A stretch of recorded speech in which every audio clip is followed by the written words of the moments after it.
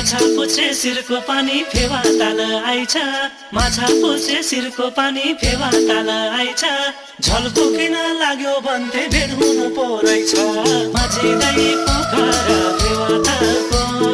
लामाया साँच्चैको नराम्रो ख्याल ख्यालको माझीलाई पोखरा फेवा तालको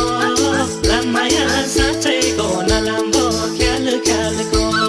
लामाया साँच्चैको नराम्रो